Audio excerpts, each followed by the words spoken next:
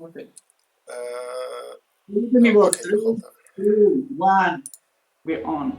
No, yeah, you're so professional, man. Come on, 29. Give me something. Okay, ready? And Here we we are go. on. We're on for the first true episode of We Are On. I For the mean, first 2 episodes. the Okay, first, sure. the last one was something. It was something. I mean, I froze for. I was frozen for half an hour in the camera, but it was fine. Yeah, Okay, yeah. so real quick, brief introduction of what we are doing here. We decided, I mean, Ferna came here and said, "Hey, you, look, dumbass, I would like to to propose this way of approaching a kind of talks." Okay, so we're having talks, and we're having talks about topics in order to kind of provide new approaches of consuming information and reacting to information. So being a more mindful information consumer. And so we are not here to provide solutions or definite solution or how to solve problems. We are just here to perhaps give a way of tackle life scenarios and being more mindful in how to approach information. So for sure there will be something missing because we imposed ourselves to be quick and dirty. So half an hour, we must be into this half an hour. So there will be things that will be missing. We are not experts on. We will approach many different topics, and we are not experts, but most of them. So the idea is not to approach the topic itself, but all the surrounding. So here is our objective. Today we will focus a bit more on multinational free trade agreements, and in more detail we will take as an example the brand new African Continental Free Trade Agreement that was signed in January 1st. I mean, it's kind of older, but the final the final solution was in the 1st of January. It was signed by the whole continent, apart from Eritrea. So it's the biggest, which makes it the biggest free trade area in the world. And so yeah, I don't know if you want to say anything about that or about this, or I will just No, keep. just keep it coming for the moment. In a way, clarifying is that you talked to me about this topic. Not yeah, very fairly. But there's a lot of things that I don't know. But just keep it coming. Let me hear you first. Let me hear those Okay. thoughts, and then we see if I have something okay-ish to bring to the table. Yeah, it's fine. I mean, as we always say, we are not here to provide solutions. We are here to provide thoughts. So we sometimes might not have too much to say, but people might have something to listen about. So and give thoughts and ideas about that.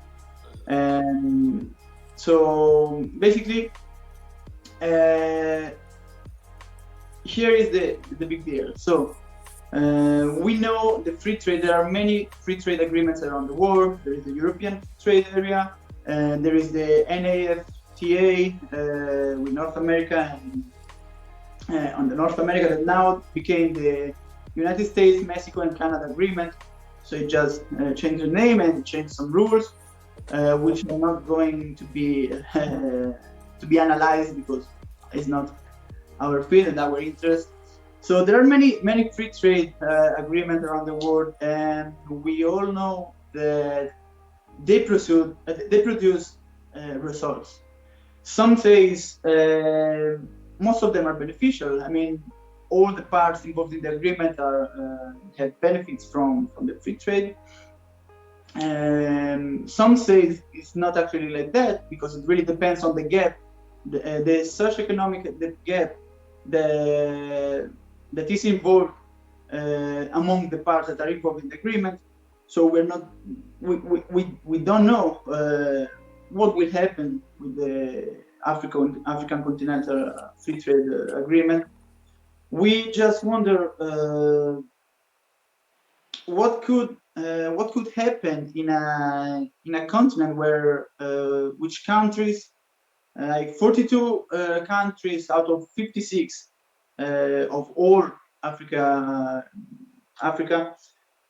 are in the lowest, so they score very bad at corruption and governmental effectiveness. So how would this,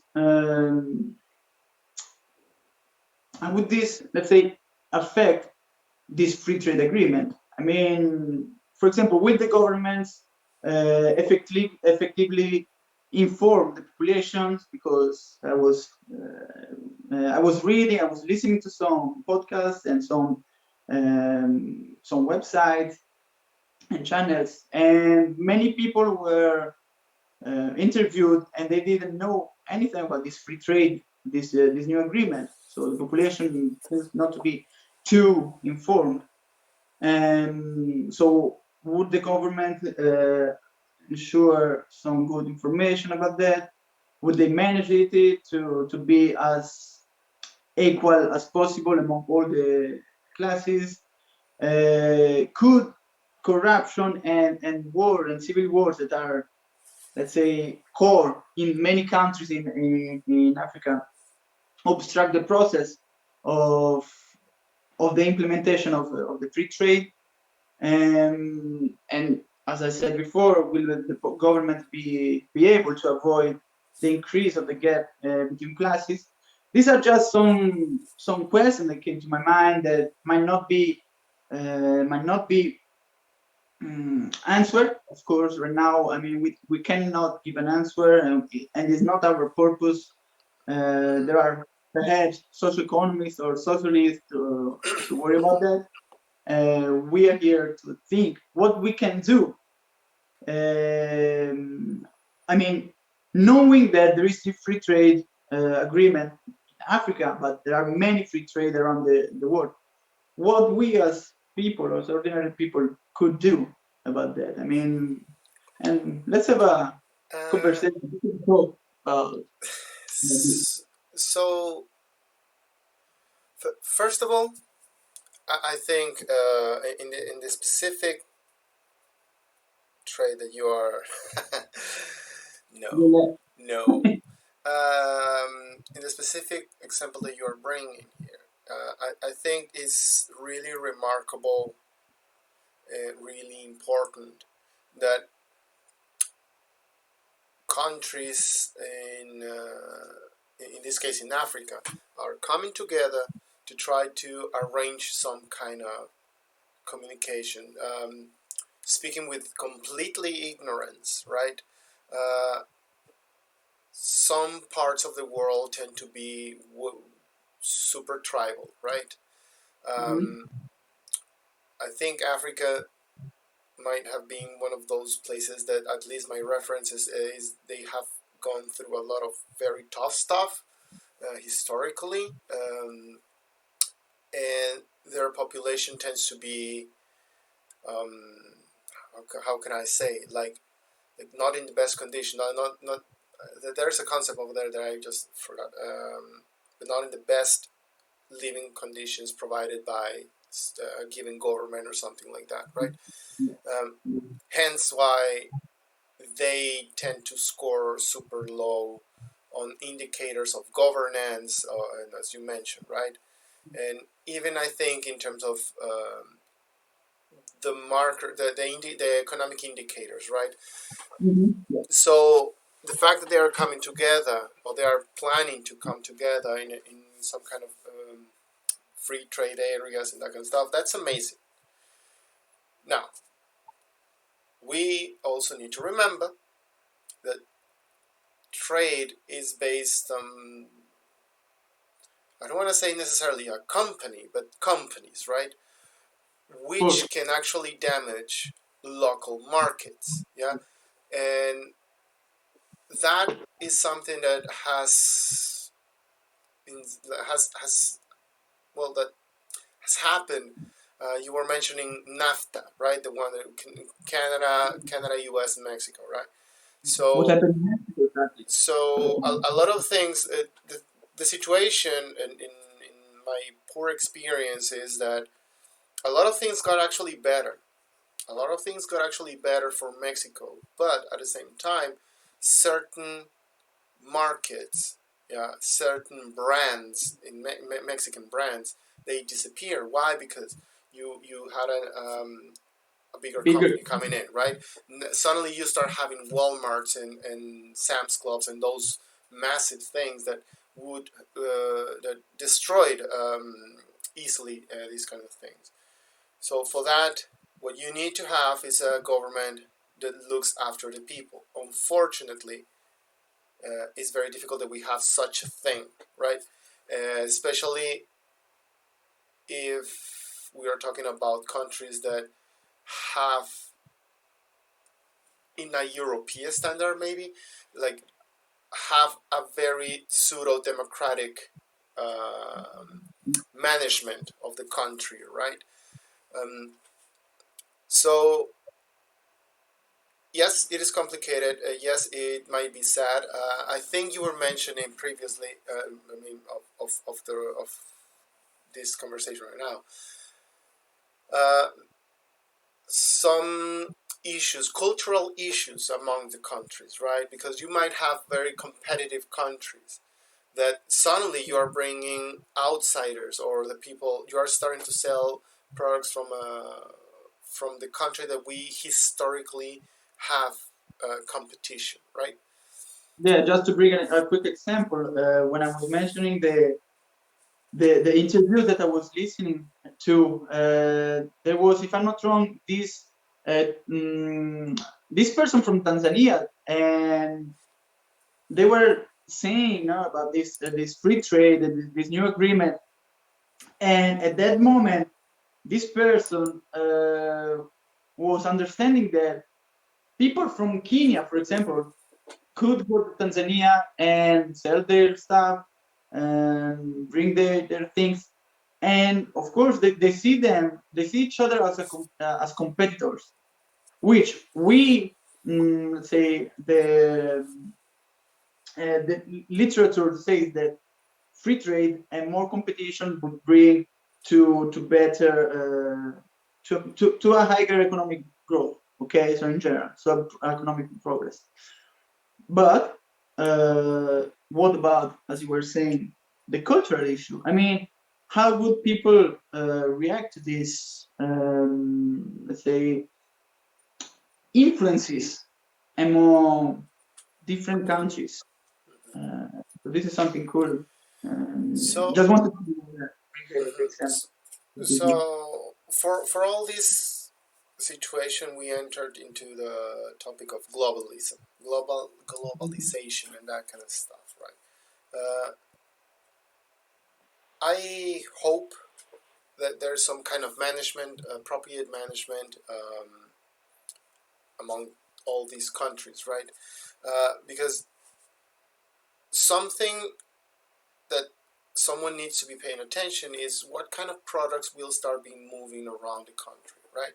Like, or are we bringing internet, like even more international companies, right? Like, for example, I was talking about Walmart, right? Like, imagine a Walmart in Kenya, right? Imagine a Walmart in Uganda, places like that. If that, if I were to have a vote on that, I'm sorry, I would say no. Why? Because those are like incredible big companies that will completely destroy local markets, right? Uh, so hopefully they manage to have a fair handling of the policies over there. Now, the other thing that you brought up is what can a normal or regular person do about all this kind of stuff, or how does that affect us, and that kind of stuff.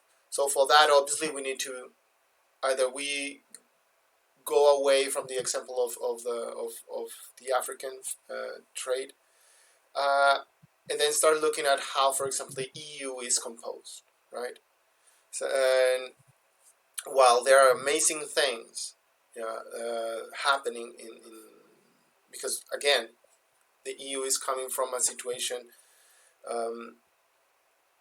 that require a lot of will from the governments to actually build it, but at the same time, you will always have disparities amongst countries, right? A comment that is sometimes brought up is the fact about equality of treatment is not the proper approach.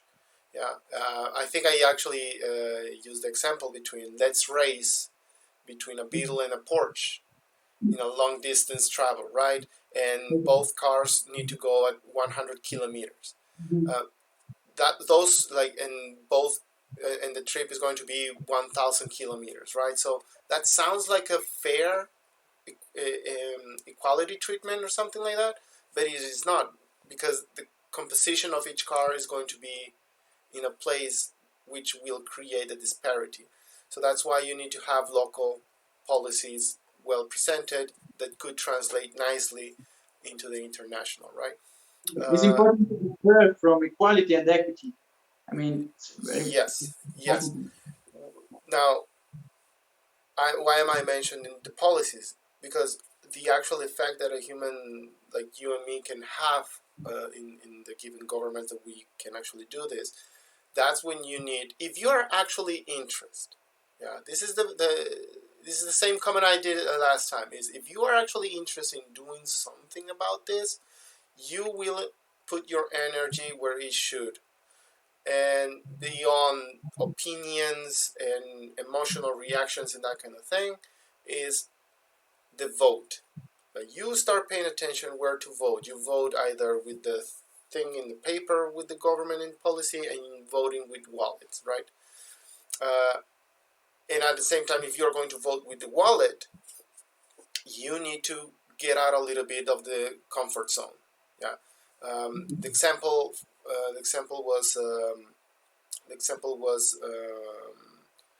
this Portuguese clothing brand that was recommended to me, right?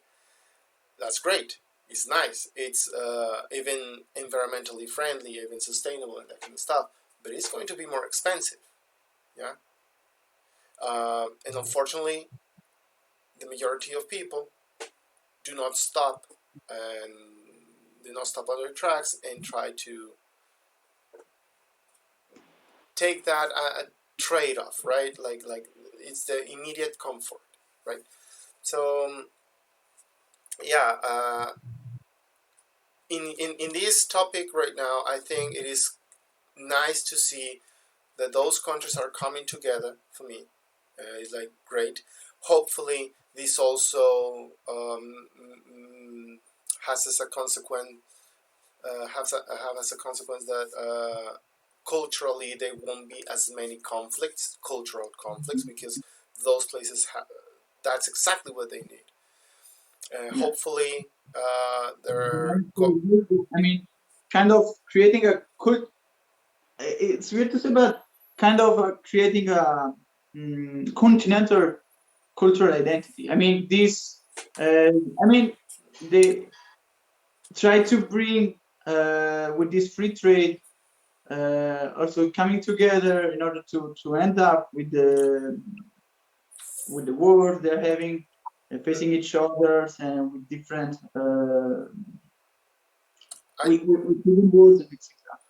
So it would be nice to see what will happen continentally.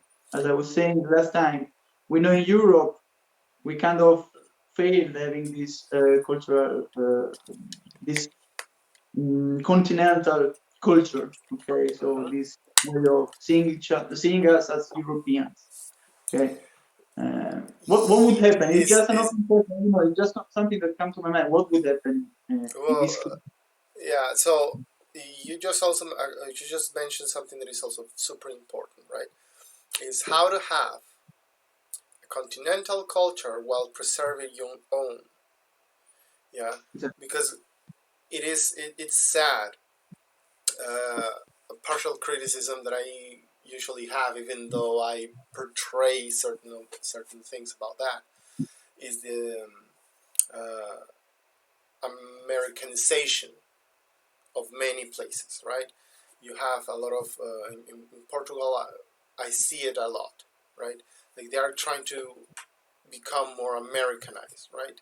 Certain topics of injustice and that kind of thing, they are taking from the Americanized version. Yeah, and for me that's kind of sad. Yeah, it's like do not lose uh, that identity. Do not lose the identity of I don't know how is it called for you, like the people from Rome. Yeah, and the people from Italy, and then the people from Europe. Right. Yeah. So in in countries such as all these multi countries in Africa, I think that's also very important. Yeah, that they do not lose. Yeah, they like do not.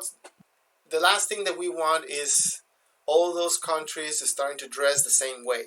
Let's just leave it like that, right?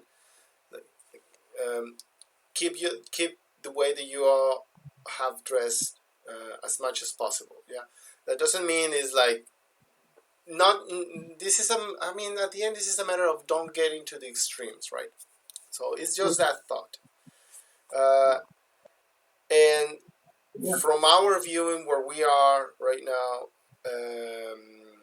is what I just said: is vote in terms of policy, vote with wallet, and now that you bring this third component is do not lose the identity, right? Mhm.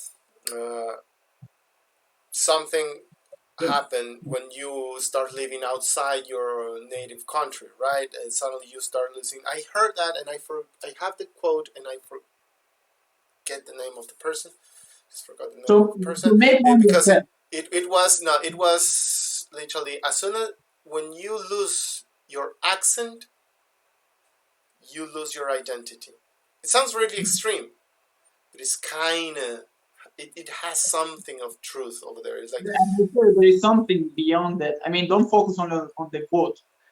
See what the quote want to bring. I mean, yes, yeah. that- So at the end is I mean just to put a little bit of final thoughts over here is what I just said. Is those three things.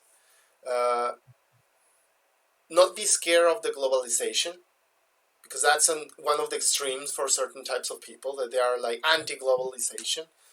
Uh, and gosh, this is a very so wishful thought. Like get in check big companies. Get in check with big companies. Right. Right. Today I was talking with a friend uh, and we were talking about that about the situation that is happening to Facebook, to Google, yeah, and Amazon. Like it seems like we are going into that direction of regulating big companies because if that can be done from the government side, that would be great. Also, at a level that the government is not dictating everything, right? So, yeah, that will bring to a authoritarian uh, media regime. yeah, sure. And yeah, and it's What is going on now? Perhaps it might be a topic for future conversation. What is going on now, for example, in Australia with Facebook, I mean, and Google. I mean, they are. I mean, it might not be just quick parenthesis, just to quick mhm, example. It might not be the best way to approach the problem, the antitrust problem, but at least they tried. Okay, so the government of Australia gave it a try. So me myself, I have no idea if it was. the right way to approach this or not, Mm-hmm. but there is something moving. There is something moving.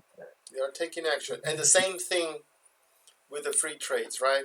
These things are like to take action, uh, and also we know that Africa is kind of developing economically, right? So if you are already in that path, take advantage of that.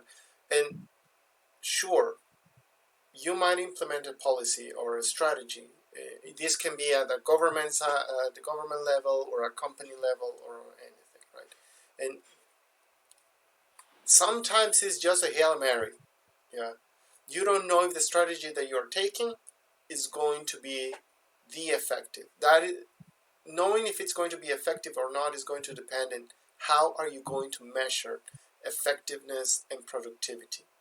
Yeah, it's kind of going back into the previous topic is like how are you going to measure the effectiveness of this policy, right? So here is the same thing. Uh, this, if I were to think, we will see, we can eventually see progress in that economic area because infrastructure will be built, there will be more education, hopefully investment in basic sciences. So Yeah. moving away a little bit from the manufacture and all these basic activities, economic activities, which are important, right? So maybe that's gonna happen. And that's gonna be great. I hope it will be an addiction. So we hope, I think we all hope that more infrastructure, more education, more industries for sure will be in addition to what they already have.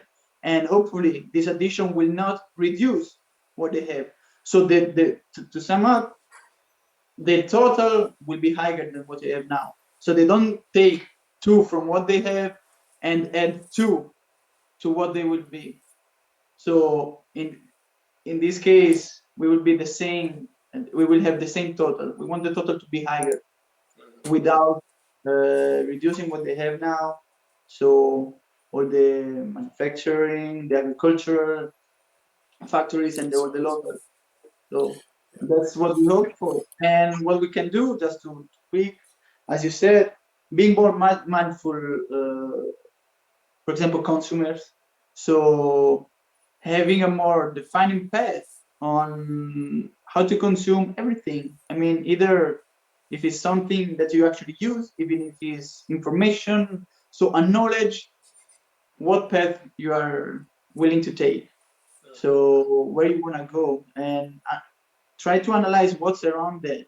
So if you decide to buy something, see what's behind that, see where it comes from, where it see comes from. where it's going, how is that thing being obtained. And products, the same in for example in politics, as you said, vote. So that's the main point in this case. Just try to be as mindful as possible and try to be as conscious in what you do. So be the owner of your actions as much as possible. Yes. Yeah, yeah, So yeah. That's always that falls into a rule of life, and I think to close this up, to keep it right. almost on the 30 minutes. I'm preparing to sip water because I finished this 5 minutes ago. So Okay, yeah, yeah, yeah, yeah. Then now you're just pretending.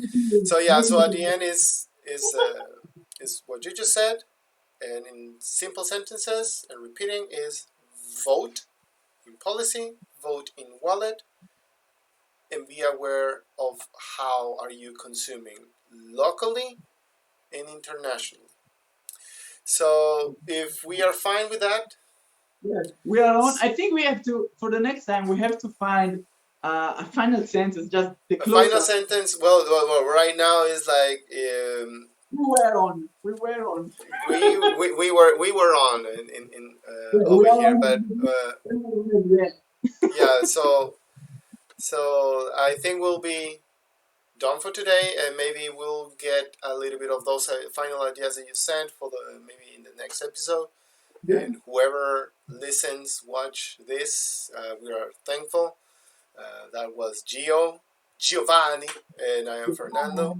And we were on episode officially episode 1.